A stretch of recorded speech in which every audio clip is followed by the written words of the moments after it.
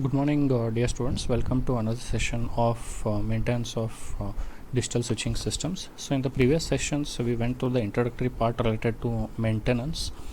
Then, in that specifically, we went through what is meant by software maintenance. So, let us move further and check up what are the next topics. What are the interfaces of a typical digital switching system which are related to the central office? So, whenever we speak of maintenance, maintainability always depends on the interfaces which are provided to the central office.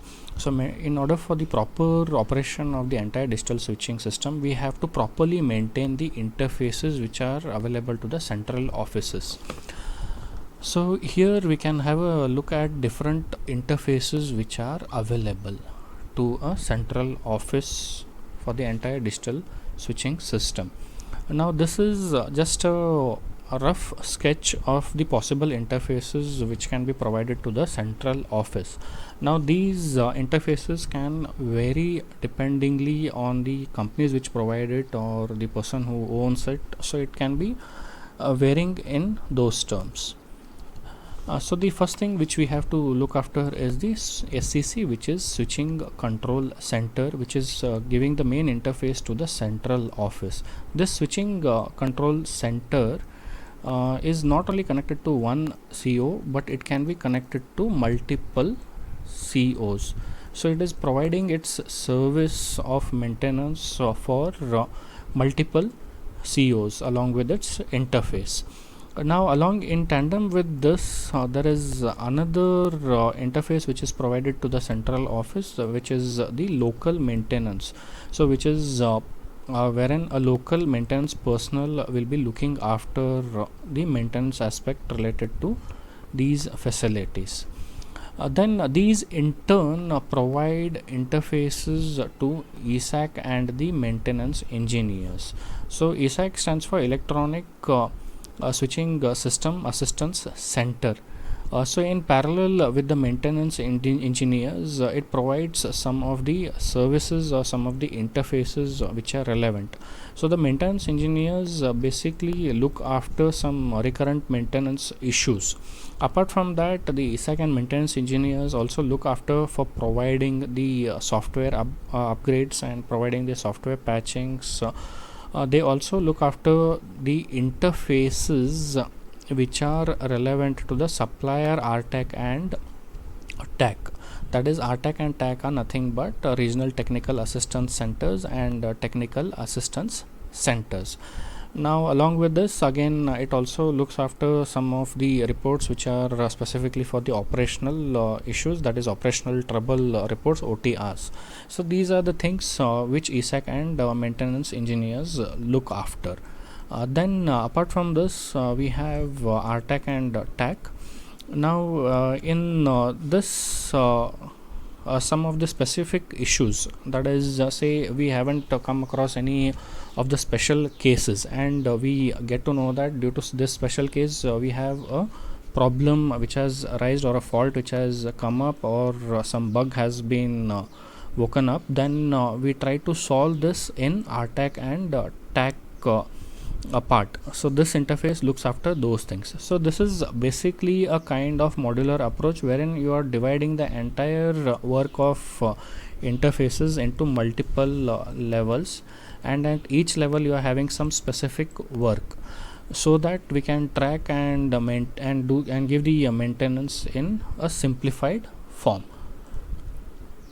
Now apart from these interfaces, we have some other interfaces which are mentioned over here. So the first one which comes is engineering support. So engineering support for the central office basically deals with writing the specifications for the new digital switch or the new additions to the existing central offices, and also to it also tries to coordinate with other departments of the central office, such as the central office plant department or traffic department, etc. So they are basically coordinating multiple things. Next comes the billing center. So billing center basically deals with something we had come across in previous session, that is automatic machine accounting, that is AMA or billing tapes. so which are basically used for billing purposes by the digital switching system offices. So billing center basically generates the bills to the customers. Then comes the security interface. So these, as the name specify, this has to deal with the security services which will be provided for the digital switching system. So the securities can be checking whether the person who is utilizing is authorized, who is utilizing the services is authorized or not, or whether any fraudulent usage of the device or the software has been done, etc. So these are the things what the security interface has to look after.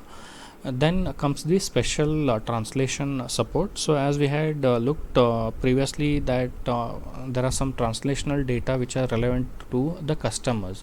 So each customer can have his own feature enabled to his number or his device. Suppose for example a customer has only incoming call facility, and another customer has incoming and outgoing call facility. So this is a special kind of translation which is mentioned, and apart from that few customers might have say international call facility.